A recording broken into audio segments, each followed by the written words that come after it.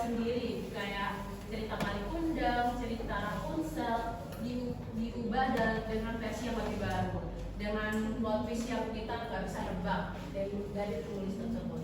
Oke, kedua ada ciri-cirinya. Untuk mengetahui ciri-ciri Fairy Turtles, teman-teman bisa lihat. Jadi dalam sebuah cerita itu, kalau misalnya dia berisi tentang cerita yang terkenal atau seperti Cinderella atau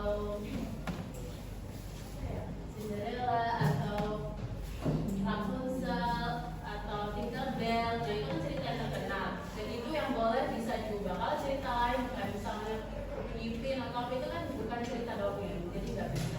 Dia punya hanya beberapa yang bisa.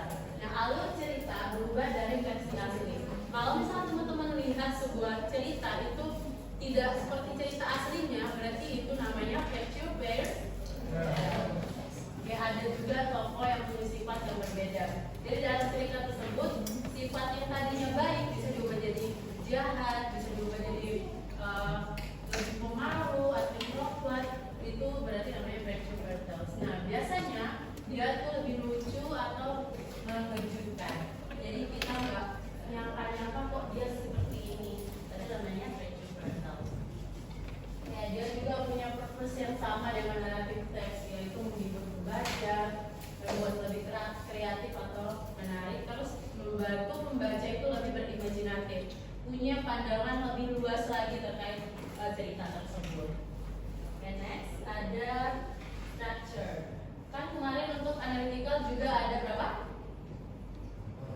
Udah lupa semuanya? Ada berapa kemarin analytical? Ada 3. Nah, untuk narrative text juga yang Fairy Turtles itu punya 3. Yang pertama ada orientation.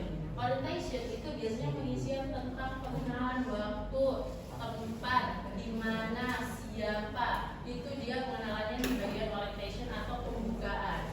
Nah, yang kedua ada complication. Complication itu maksudnya mulai munculnya masalah. Masalah apa? Masalah dalam cerita tersebut.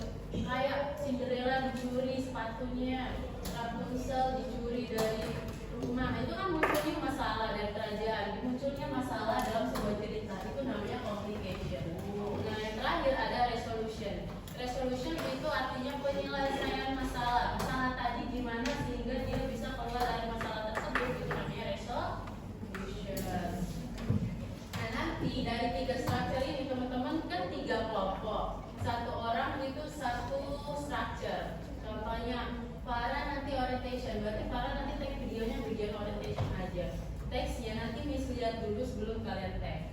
Nah, ada complication, kalau keduanya complication, yang ketiga ada resolution. Baru nanti kalian edit, digabungin jadi satu. Bisa? Oke, ada language feature. Nah, dalam narrative text juga ada ciri kebahasaannya sendiri. Yang pertama ada past tense. Nah, past tense itu berarti kata kerja menunjukkan lampau. Dia menggunakan verb 2 atau kata kerja bentuk kedua. Nah, kata kerja bentuk kedua itu biasanya ditambahin dengan imbuhan ed di belakang. Itu berarti udah tahu oh itu dia menggunakan lampau. Terus ada juga yang irregular. Irregular itu berarti kata kerja tidak beraturan. Tidak selamanya kata kerja yang berakhiran ed itu past tense. Ada juga yang enggak. Ini when, so, karena itu tuh berarti kata kerja tidak beraturan. Kayak felt, feel, felt, so, gitu. Itu berarti kata kerja tidak beraturan. Nah, yang kedua ada time connective atau kata penghubung. Kata penghubung pertama ada once upon a time. Itu kan menghubungkan dari saya nggak punya. Nah, once upon a time kan ada kata time connective-nya sendiri. Time connective itu menghubungkan dari cerita pertama, kedua sampai terakhir. Jadi teman-teman bisa tahu nanti oh dia maksudnya dari orientation yang bagian orientationnya mana, complication-nya mana, dan itu ditandai dengan time connective-nya terus. Menghubungkan kata penghubung. Nah, ada suddenly, ada finally, itu biasanya namanya time connective. Nah, kedua ada action verb.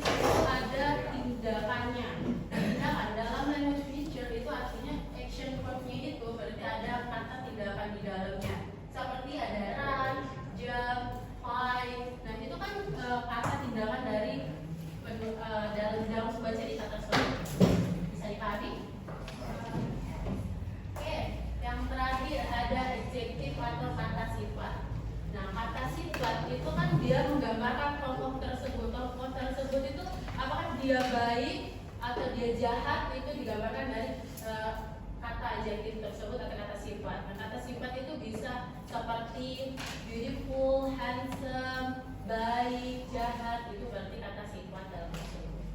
Oke, next. Ada elementsnya. Nah, di naratif teks juga punya beberapa elemen. Yang pertama adalah karakter atau tokoh dalam cerita. Yang tokoh dalam cerita tadi contohnya seperti Rapunzel, Pangeran, seperti itu berarti karakter dalam cerita, sebuah cerita tersebut. Nah, yang kedua ada setting atau tempat dan waktu kejadian. Contohnya seperti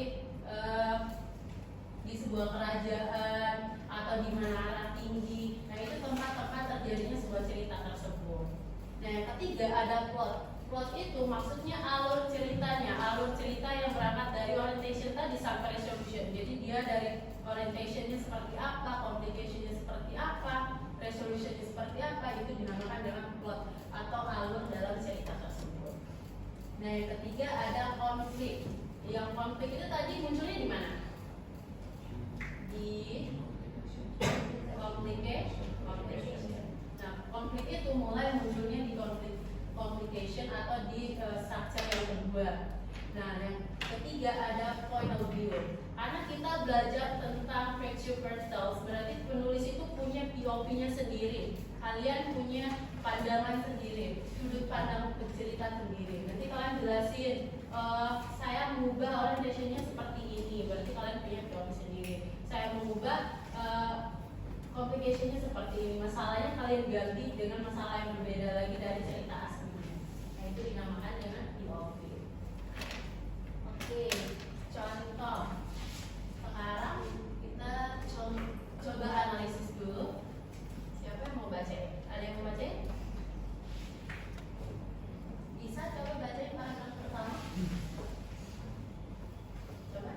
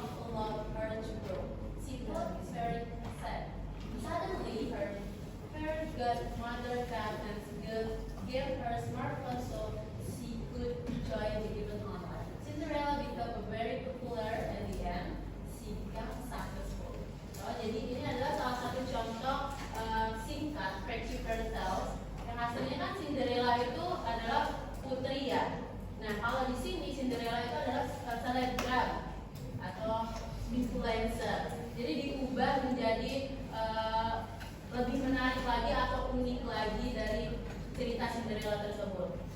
Oke, sekarang kita coba analisis bagian mana yang menunjukkan itu orientation. Ada yang tahu bagian mana?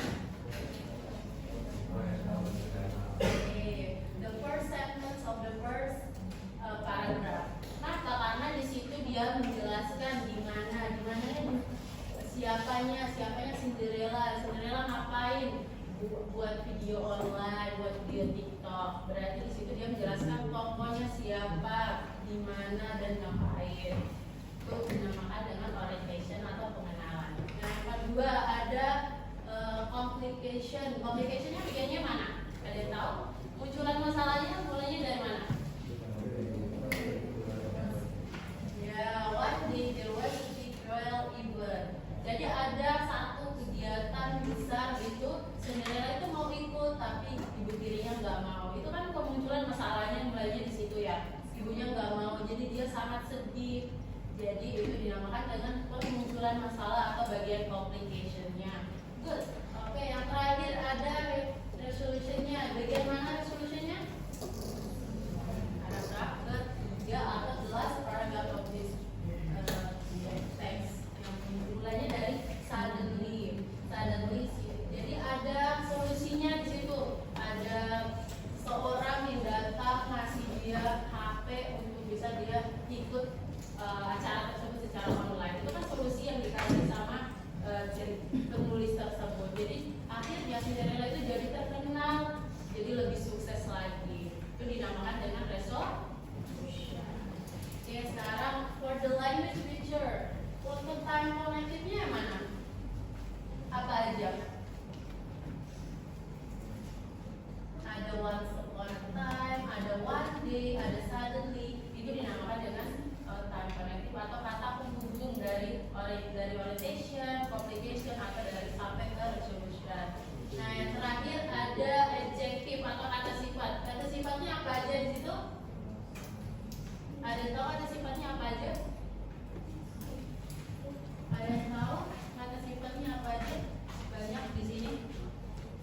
Ada ini sad. Nah, sedih. Berarti kata sifat. Sifat apa lagi sedih?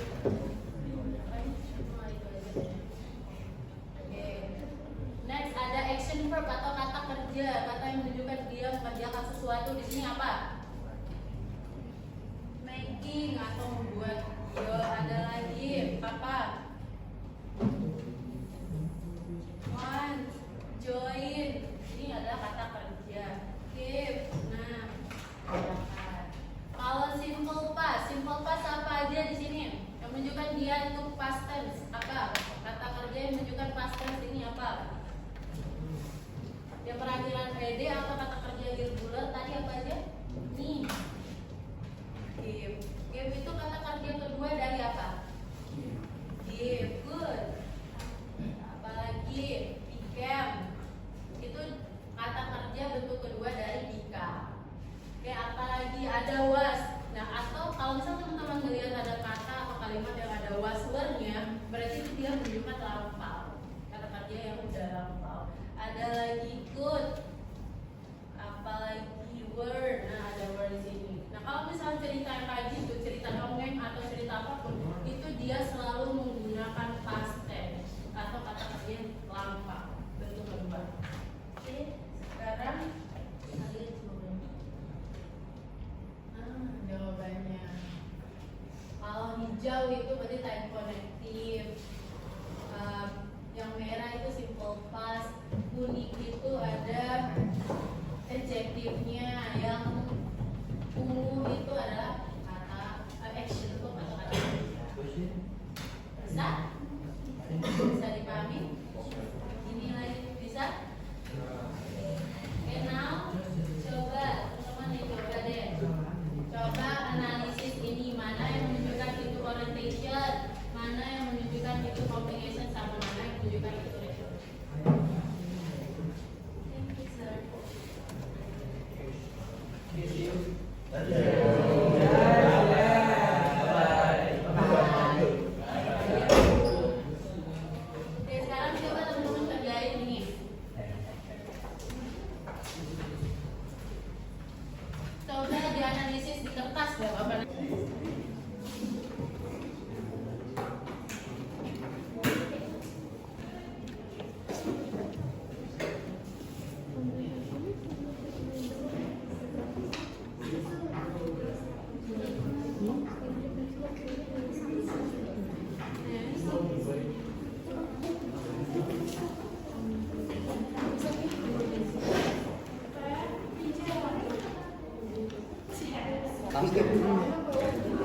nggak apa-apa.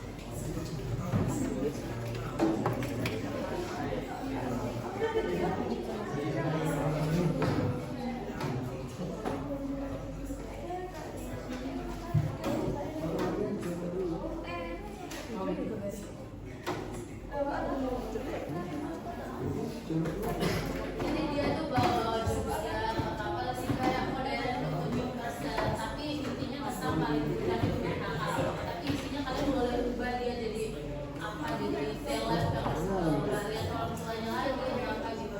Pokok intinya tuh ikut itu durhaka. Kalian alurnya bisa ubah seperti apa dari intinya, tetap dia durhaka.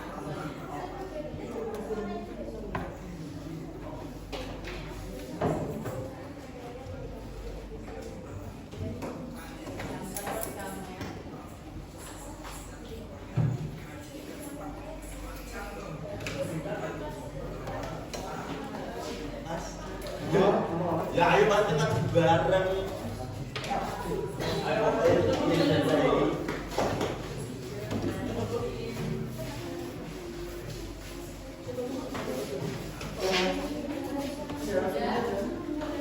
bro.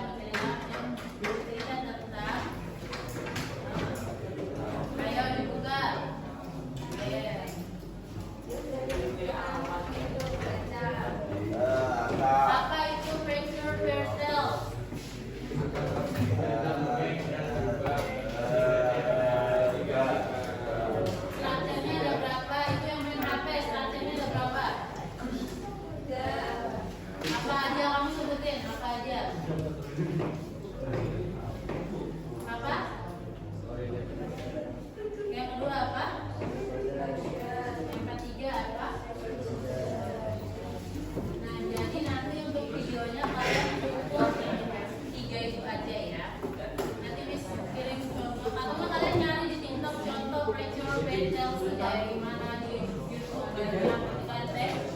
Besok hari ini kalian kumpulin yang kelompok-kelompok yang itu di kampus dikumpulin 3 orang 1